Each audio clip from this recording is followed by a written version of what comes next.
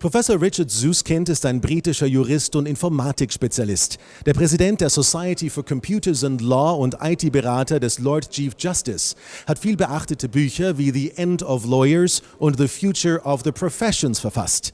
Der Futurologe befasst sich mit der Zukunft von Dienstleistungsberufen und vertritt die These, dass die Bedeutung von wissensbasierten Jobs im digitalen Zeitalter abnimmt.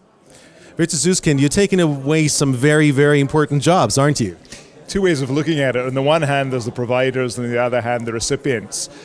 Our health services, our legal services, our educational services worldwide are creaking. What I'm saying is there's actually new ways of delivering these services. So from the point of view of the recipients, the patients, the students, the clients, this is very good news indeed. I'm also not saying it's unemployment, I'm saying it's redeployment. I think there'll be new things for professionals to do. How can these services be changed? What's such a service like in the future? Well, when you think of it, most professional services involve knowledge. They involve what we call practical expertise. The reason we go to someone who's an expert, a doctor, a lawyer, is because they know things we don't. So there might be different ways of making their knowledge available, making it available online rather than a one-to-one, face-to-face consultative manner. So if you use techniques like AI and you combine that with the internet, you have online professional service. For what kind of jobs should we be educating our children nowadays?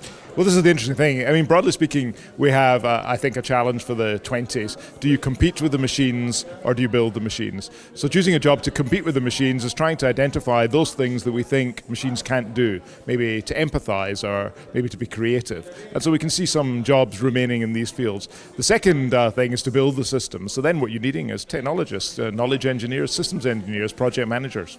So there will be some big shifts in the job market as well. Are there jobs that will never ever go away? Are there jobs that are there for good? It's not obvious that there are. We might choose, however, for moral reasons to say, although machines can take on various tasks, we think we want to reserve them for human beings.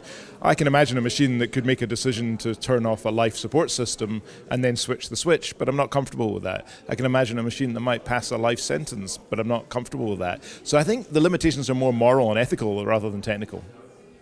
Thank you so much for your insights. Und falls Sie weitere Informationen zu unseren Referenten und zu den NZZ X-Days wünschen, dann gehen Sie online auf www.nzz-xdays.com.